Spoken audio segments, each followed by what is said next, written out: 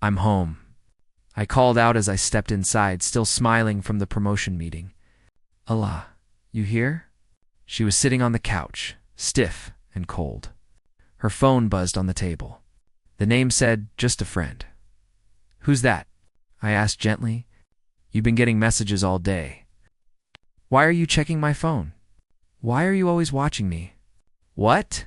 "I just walked in," I said. "I'm not watching you. I wanted to tell you something good." Her eyes snapped toward me. "You always twist everything. You yelled at me this morning." I didn't yell. I whispered. "Allah," I barely said 2 sentences before leaving. She shot up from the couch. "Stop lying. You make me feel scared. You act like you own me." My chest tightened. "Where is this coming from?" "I came home happy. I wanted to celebrate with you." She grabbed her phone and stepped back. "I'm calling Rayan. I can't stay here with you when you're like this, Ayla. What did I do?" I asked, "Please talk to me." "Look at me. You hurt me," she said loudly, loud enough for the neighbors to hear. "You always hurt me." "I never touched you," I said. "Why are you saying that?" She dialed. "Rayan, come now." He's shouting again. I don't feel safe. Stared at her, stunned. "Allah, I'm not shouting. I'm talking to you normally. You're raising your voice right now," she snapped. "You don't even realize how scary you are." My hands shook. "Please stop. Tell me what's wrong. If someone said something to you, we can talk. You think everything is about you." She screamed. "You can't control me anymore." "Control? Allah, when did I ever control you?" Before she answered, the front door slammed open. Rayan rushed in, eyes blazing. "What did you do to my sister?" He shouted. "Why is she crying?" "I didn't do anything," I said quickly. "She just started accusing me out of nowhere." "Don't lie," Allah cried. "You scared me. He always scares me." "Ayla, please," I said, my voice breaking. "Why are you saying these things?" Rayan stepped toward me. "If you ever touch her again, I swear I never touched her." I yelled, the first time my voice actually rose. Rayan grabbed my collar. "You better watch yourself." Allah hid behind him like I was a monster. "See? Look how angry he gets." "I'm angry because you're lying about me," I said. "Just tell me the truth. What is happening?" "You ruined this marriage," she said coldly. "Not me. I don't even know what I ruined," I whispered. "You didn't even give me a chance to speak." Rayan pushed me back. "Stay away from her tonight." "This is my house," I said. "Where am I supposed to go?" "That's your problem," he said. "You should have treated her right." La crossed her arms. "He never does. He only pretends." The throat tightened. "Allah, if I ever hurt you, tell me how. Tell me when. Tell me anything real." She looked away. "You wouldn't understand." Rayan dragged her toward the door. "We're leaving, Allah," I said softly. "Please don't go like this." She paused only long enough to say, "I don't feel safe with you." The door closed behind them. The silence felt heavy, unreal. I stood alone in the living room, replaying everything, trying to understand what had just happened. Nothing made sense. I didn't know it then, but that was the night my life truly cracked open. I sat down slowly, feeling my hands tremble. Why would she lie? I whispered to myself. Her phone buzzed again on the couch. One last message, from just a friend. I stared at it, wondering what else I didn't know about the woman I married. And for the first time, a small, cold fear grew inside my chest. Maybe this wasn't confusion. Maybe this was betrayal. I swallowed hard and whispered, "I need to know the truth." "Allah, please tell them the truth," I said the moment I walked into her parents' living room. "You know I never hurt you." Her mother stepped back like I was holding a weapon. "Don't come close," she whispered. I froze. "Auntie, I'm not here to fight. I just want to talk." Allah wiped tears from her cheeks. "See, he always acts calm in front of people. Then he snaps at me at home." "What are you talking about?" I asked, shocked. "When did I ever snap at you?" Her father glared at me. "She said you scream at her every day. She said you break things." I don't even raise my voice, I said. Ask her to tell you when I ever did that. Allah turned away. I don't remember every moment. I just know how he makes me feel, how you feel, I repeated. Allah, you said last night I scared you because I asked who was texting you, her mother gasped. So you were monitoring her phone? No, I said quickly. I literally walked in and saw it buzzing. I wasn't checking it. Allah let out a shaky breath. It doesn't matter. He controls everything I do. I can't even breathe around him. I felt my stomach drop. That's not true. Please, stop saying these things. Her father pointed at me. I'm warning you. If you ever step into this house again, I will call the police. Police, I whispered. For what? What did I do? You broke her spirit, Allah said, her voice cracking. You made me hate my own life. My legs felt weak. Allah, why are you doing this to me? She looked down as if she was scared to meet my eyes. I just want to feel safe. You're always safe with me, I said. You know that. Our mother hugged her tightly. Sweetheart, you're brave for telling us. I stood there helpless, feeling the world tilt under my feet. Can someone at least listen to what I'm saying? Just once? Her father scoffed. We don't need to hear lies from you. Just then, the door opened. My best friend Hamid stepped inside, looking confused. What's going on? I got a call saying there was trouble. La ran to him immediately. He scares me, Hamid. He yells at me all the time. Hamid looked at me. Bro, is that true? No, I said firmly. You know me. Do I look like someone who screams at his wife? He rubbed the back of his neck. Allah seems really hurt. She said you lock her inside the house sometimes. Lock you inside? I said, shocked.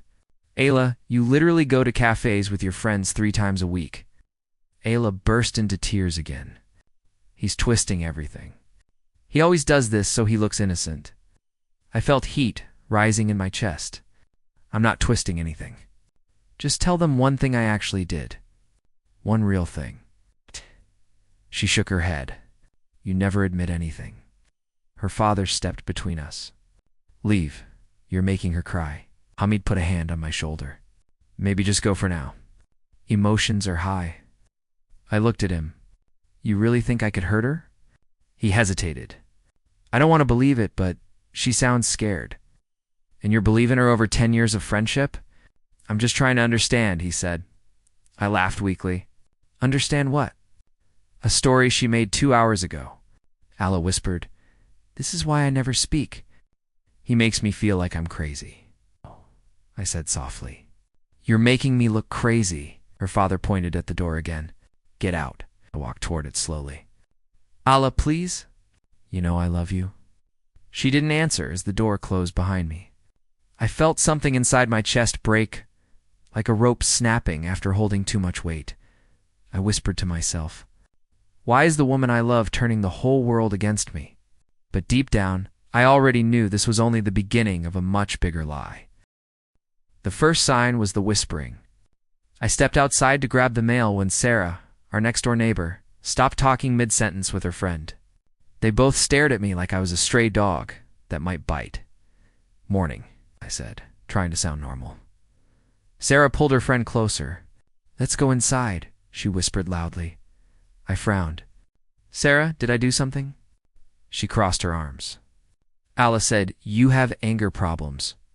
I don't want trouble. Trouble? I repeated. I've never even argued with you. She said you shout at her every night. And you throw things. She stepped back like I might throw her next. Please don't involve me. I don't throw anything, I said. Ask anyone. My house is quiet every night. She's scared, Sarah replied. That's enough for me. Inside, I gripped the counter, trying to steady my breathing. How did my own street turn into enemy territory? My phone buzzed. A notification. Ayla's online post. Trying to stay strong. Some wounds are invisible. Pray for me. Hundreds of likes. Comments saying stay brave and leave him. I stared at the screen. Why is she doing this to me? At work, things got worse. My boss, Mr. Remen, called me into his office. He sighed the moment I entered. Close the door, son. I did. Is something wrong? I received a message, he said, avoiding my eyes. Someone said you might be dealing with anger issues at home. My heart sank. Sir, it's not true. My wife is saying things that didn't happen. He leaned forward. Look, I'm not judging, but we have clients. We have an image. If something explodes, nothing will explode, I snapped, then immediately regretted it. I'm sorry. I'm just stressed. It's exactly what worries me, he said. This stress you're talking about? Sir, she's lying, I said quietly. I don't know why. Maybe something is going on with her emotionally. He lowered his voice. Someone even said you get violent. Oh, I have never raised my hand at anyone, I said firmly. Please believe me. He paused. I want to. But these days, people assume smoke means fire. So I'm guilty because she typed a sad caption. I asked. He sighed. Just keep your head down. Don't give anyone a reason to doubt you. On the way home, I passed 2 coworkers whispering. That's him, one murmured. His wife said he breaks walls. I don't break anything. I said louder than I intended. They scattered like pigeons. When I reached home, Ala was sitting outside with another neighbor crying loudly. I approached. Ayla, can we talk inside, please? She jumped up as if I swung at her. Don't come near me. The neighbor glared. She said, you threaten her. I don't threaten anyone, I said. Ayla, stop this, please. She shook her head. You only look innocent in front of people. It's because I am innocent. She flinched dramatically. See? He's raising his voice again. Not raising, I stopped myself. Talking was pointless. Every word I said became another weapon against me. I stepped back, defeated. Ala, I don't know why you hate me so much, but you're killing me. She didn't answer. Inside the house, I sat on the edge of the bed, burying my face in my hands. How can lies spread faster than truth? The whole city was starting to believe her. And the scariest part? I was starting to wonder if I'd ever get my real life back. I sat on the edge of the bed, Ala's phone buzzing beside me, and I whispered to myself, just another work message, right? But the screen lit up again. Sahil, you awake? I'm missing you. My stomach dropped. What the hell? I tapped the thread with trembling fingers. You looked gorgeous tonight, I read under my breath. Wish I could have stayed longer. A cold wave went through me. She lied about meeting Zara, I whispered. She wasn't even wearing that dress for me. Another message popped up. Sahil, delete our call history. I let out a shaky laugh. So that's why her log was empty. Footsteps echoed from the hallway. I locked the phone and slid it back. My pulse hammered as Ayla walked in, all casual confidence. You're still awake? She asked, brushing her hair back like nothing in the world was wrong. Yeah, I replied, forcing my voice steady. Couldn't sleep. Long day, she sighed, dropping her purse. You know how draining family can be? Family? I repeated, watching her expression. You were with Zara, right? Obviously, she said. Who else would I be with? I swallowed the bitterness rising in my throat. Just checking. She gave me a suspicious look. Why do you sound weird? Weird? I'm fine, I said. My chest tightened, but I kept my face blank. Ala crossed her arms. Sometimes I feel like you're trying to pick fights. Me. I forced a small laugh. I'm just talking. Don't, she snapped. I'm tired. Sure, I murmured. Go rest. She walked past me, and as she did, her phone buzzed again in my pocket where I'd hidden it to delay her noticing it was moved. I froze. What was that? She asked sharply. My phone? I lied quickly. Email. She stared at me for a moment, then exhaled. Whatever. I'm taking a shower. The bathroom door closed, water starting to run. I pulled out her phone one last time and whispered, How long has this been going on, Ayla? Images loaded her, sending him mirror selfies. Him replying with heart eye emojis. Threads of flirty voice notes. This is real, I muttered. She's cheating. She's actually cheating. My mind replayed every excuse she'd given, every time she called me controlling, Every moment she twisted things so I looked like the unstable one. So that's it, I whispered. She's making me the villain so she can leave without guilt. Something inside me cracked, but I didn't scream. I didn't confront her. I just sat there, breathing through the ache. The water stopped. I tucked the phone back into her purse, exactly where she'd left it, when she stepped out with a towel over her hair. She said, "You're quiet again." "Just tired," I replied. "You should sleep," she said. "Tomorrow will be better." I almost laughed. Yeah, better. Inside, one thought repeated over and over, I need to see how far she'll go. I knew Allah and Sahil had crossed another line when my cousin called me early in the morning and said, "Bye, Rayan is raging. He says you threatened his sister." I froze. Threatened? I haven't even spoken to her properly in days. He exhaled sharply. He has screenshots. Your number, your name, everything. He's talking about filing a case. My stomach twisted. "Show me," I whispered. When he forwarded the images, my hands trembled. There were long messages supposedly from me. "You'll pay for betraying me. I'll destroy your peace. You better stay quiet." I've read them twice, 3 times. "These aren't mine," I said slowly. "I never wrote a single word of this." Cousin's voice softened. "I want to believe you, but it looks real." "It looks real because someone wants it to," I replied, forcing myself to breathe. Inside, it felt like something sharp scraped against my chest. Betrayal doesn't just hurt, it hollows you out. Later that afternoon, my mother approached me cautiously. "Beta, tell me honestly, did you say anything harsh to Ayla?" I stared at her, shocked she even needed to ask. "Amy, you've known me my whole life. Do you think I'd ever send threats?" She didn't answer. That silence hurt more than the accusation. My father called me next. "Whatever you're hiding, fix it before it becomes public," he warned. I closed my eyes and said, "I'm not hiding anything." But the truth was that nobody believed me anymore. Sahil and Allah had already poisoned the ground I stood on. That night, I sat alone in my room, staring at the fake screenshots.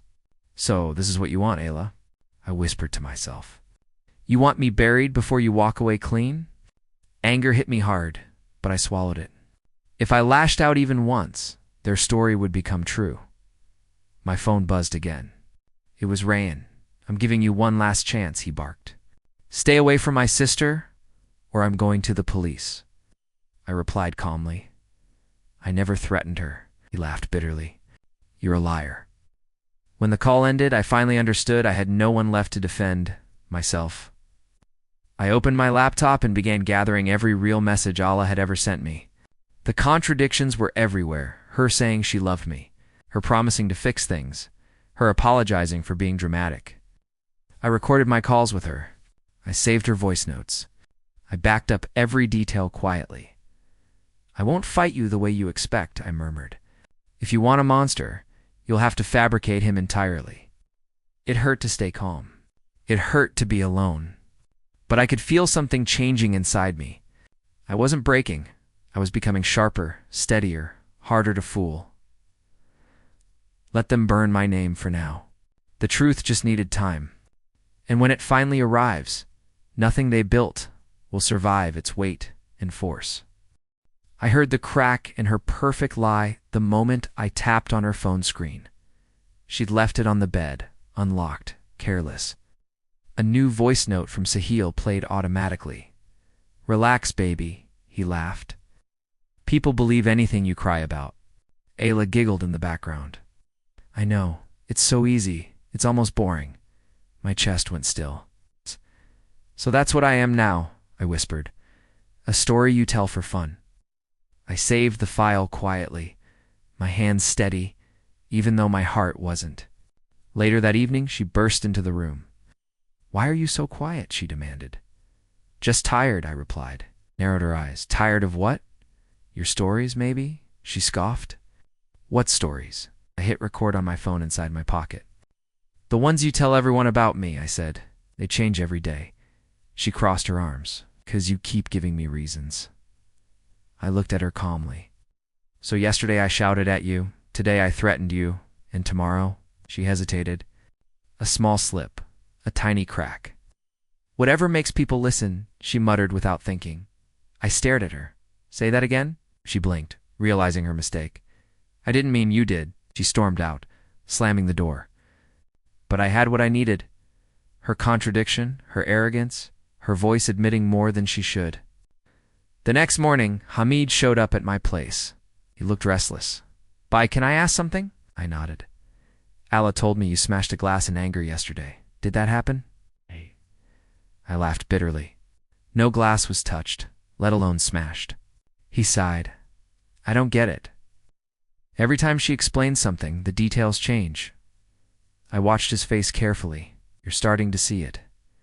He swallowed. I don't want to judge her, but something feels off. I felt a strange mix of relief and sadness. Finally, someone was seeing the truth, not because I shouted, but because she slipped. When I stepped outside, neighbor Sarah was watering plants. She glanced at me awkwardly before saying, Ayla said you don't let her leave the house alone. I raised an eyebrow. Funny, yesterday she told Hamid, I force her to go out too much. Sarah paused. She said that too. Both can't be true, right? She looked uncomfortable. Guess not. Her expression told me what I needed to know. People were getting tired of Ayla's drama. The sympathy she once enjoyed was slowly turning into doubt. When I returned inside, I whispered to myself, keep going. One crack becomes 2, then 10, then the whole thing breaks. I looked at the files on my phone, the voice note, the recorded argument, her own careless words. Proof. Not loud, not dramatic, but sharp. For the first time in weeks, I felt the weight on my chest shift. Not because I had cleared my name yet, but because her perfect lie had finally begun to crumble. I found Sahil alone behind his cafe, smoking and checking his phone like he owned the city. I walked up quietly. Sahil, we need to talk. He flinched. Oh. The dangerous husband wants a conversation? I stayed calm. Just a conversation, he smirked. Ayla told me you'd try this. She said you always beg when you lose control. I tilted my head. Did she also tell you what I supposedly did to her? He shrugged. Yeah, the yelling, the threats, the whole emotional abuse thing. I pressed record inside my pocket. Interesting, I said slowly. Which threat exactly? He blinked. The one where you said you'd throw her out. I raised an eyebrow. That's new. She told her brother I hit her. She told my boss I grabbed her. She told the neighbors I locked her inside. His face shifted. Well, she probably didn't want to embarrass you with all the details, he muttered. I leaned forward. Or maybe she just can't keep her lies straight. He scoffed. Doesn't matter. Everyone believes her. I smiled faintly. Not everyone. And certainly not anymore. He rolled his eyes. Look, man, she didn't deserve you anyway. She needed someone fun. Someone like me. Someone who cheats on every girlfriend he has. I asked quietly. He stiffened. Who told you that? The city talks, Sahil? He tried to laugh, but it came out thin. People exaggerate, do they? I said. Because the girl you dumped last year showed up at Sarah's house crying? She explained everything. His jaw tightened. So what? So now people are asking why Allah is so close to you. He swallowed. What do you mean asking? I watched panic flicker behind his arrogance. Your past is catching up, and it doesn't make Ayla look innocent.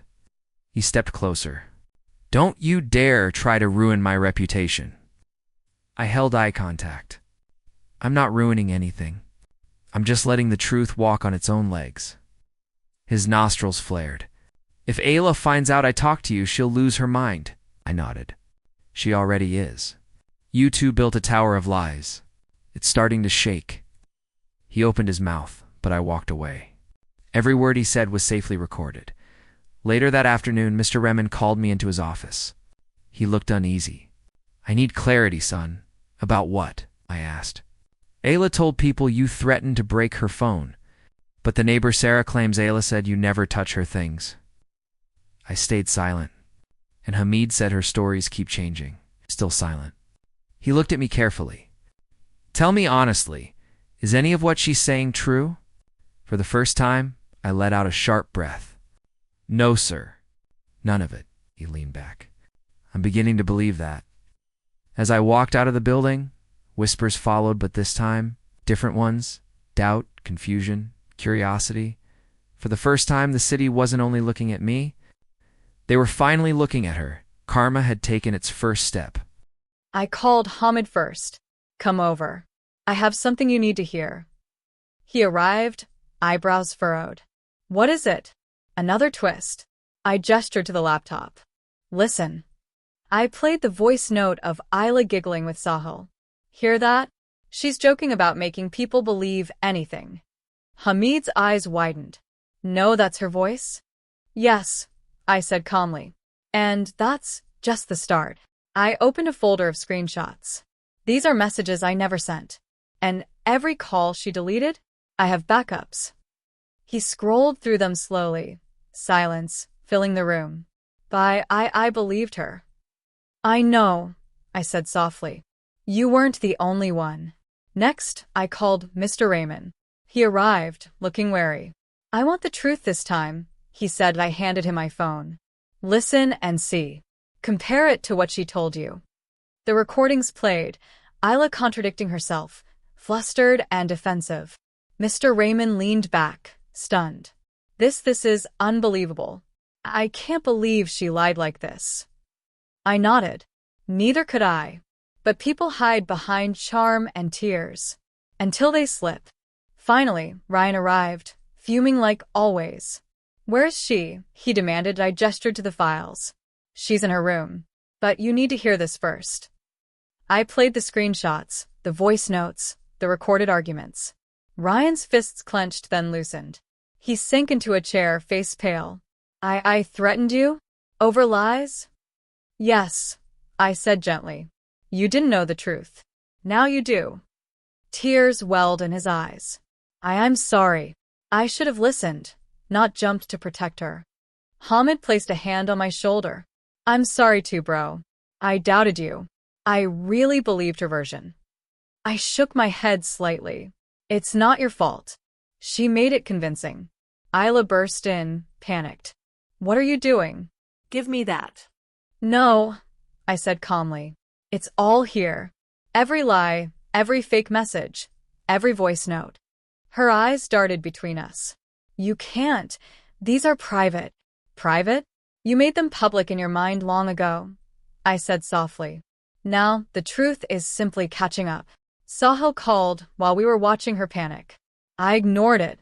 Moments later, his name disappeared from my phone. He ran when the heat turned toward him. Isla trembled, cornered. No, this isn't happening. Ryan's voice was steady. It is happening, Isla. Your lies destroyed the image you built. Hamid nodded. And now everyone will know the real story, slowly. She sank to the floor, the perfect mask shattered. I leaned back, silent. No celebration. No gloating. Just the calm feeling that justice, quiet and unstoppable, had begun to work. The whispers would reach her soon enough, and this time, there was no one left to defend her. The knock at my door was soft, hesitant. I opened it to find Isla standing there, eyes red, mascara streaked. Please, can we talk? I didn't move. Talk. I asked quietly. After everything? She stepped closer. I made mistakes, okay? Big mistakes. I want another chance. I felt my chest tighten. Part of me wanted to run into her arms, the same part that remembered her smile the night we got married. But I stayed frozen. Isla, I began, keeping my voice low. You don't get to ask for a chance after all the lies you told. After everything you've done. She wiped her tears and shook her head. It wasn't just me. Sahil, he made it worse. The stress, my family, everything. You have to understand. I laughed softly, bitterly. Understand? You want me to understand while you threw my life into chaos? While you made me the villain in every story you told. Her voice cracked. I didn't mean to hurt you. I was scared, and Scared? I interrupted. You think fear justifies destroying someone's life? Making your brother threaten me? Making my friends doubt me? She flinched. I thought you'd forgive me. You always forgive. I took a slow breath, steadying myself. Not this time. Not for this. I'm done living inside lies, Isla. Done pretending that everything is fine when it isn't. Done believing your tears are truth. She stumbled backward, stunned. You can't just. I can, I said firmly. I've learned the hard way. I can stand here, calm, and let the truth breathe. And I won't be manipulated again. Her lips trembled, and for the first time, I saw fear. Not fear of me, but fear of losing control. Please, my parents. I shook my head. Your parents already saw the recordings.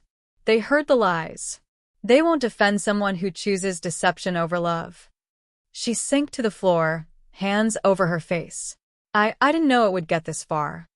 I knelt down slightly, keeping my distance. That's the thing about lies, Isla.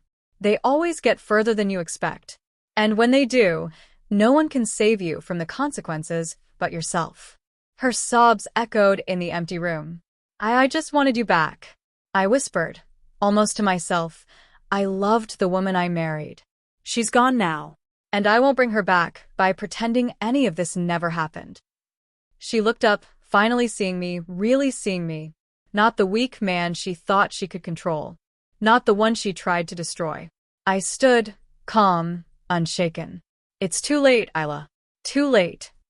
And in that moment, I knew karma had finally caught up with her. The world she built from lies was crumbling, and there was no one left to hold the pieces. I packed my bag, slowly, methodically. Isla sat on the couch, staring at me, silent. You're really leaving? She asked, voice trembling. I nodded. Yes. I'm done living inside lies, Isla. She looked away. But everyone will think. No, I interrupted calm. Everyone already knows the truth. The lies couldn't survive the facts. Her lips quivered. I wanted to fix things. I shook my head gently. You want to control, Isla, not repair. Fixing things means honesty. You chose lies. She swallowed hard. So you'll never forgive me? Forgiveness isn't for you right now. It's for me. My voice was steady. I forgive myself for believing in someone who hid their truth. She started to speak again, but I held up a hand. No more words, Isla. They won't change what's done. I walked toward the door, bag over my shoulder. Ryan, Hamid, even Mr. Raymond know the truth. They've seen the proof. I don't need to shout it to the world. The truth speaks on its own. Her sobs were quiet now. I didn't mean for it to go this far. I paused. Intentions don't erase consequences. You made choices. I'm just living mine. As I stepped outside, the sun hit my face, and I felt the weight on my chest begin to lift. I didn't look back. Hamid caught up with me at the gate. Bye, you okay? I smiled faintly. Better than I've been in weeks. Calm, patient, focused. Silence and truth, they became my weapons. Not anger, not revenge. He nodded. You handled it like a pro. Not a pro, I said. Just a man who refused to be broken by someone else's lies. People whispered as I walked past, but this time it wasn't fear or doubt about me. It was curiosity, judgment, disbelief toward Isla. I heard the first quiet murmurs about the lies she created, the stories that shattered her own life. I felt a strange peace knowing I hadn't raised my voice, hadn't acted violently. Karma had done its work quietly. I kept walking, step by step, leaving the house behind. Each step was lighter than the last. Each one carried the strength I hadn't known I had before. The man she tried to break, the one who endured betrayal, manipulation, and humiliation was gone. In his place stood someone steadier, someone stronger. Someone who let truth, patience, and silence guide him, rather than hate or revenge. I stopped at the corner, looked forward, and whispered to myself, I'm no longer the man you tried to destroy, Isla. I'm the man your lies helped me become. And with that, I walked into the new chapter of my life. Hurt, yes, but unshakable, unbroken, and finally free.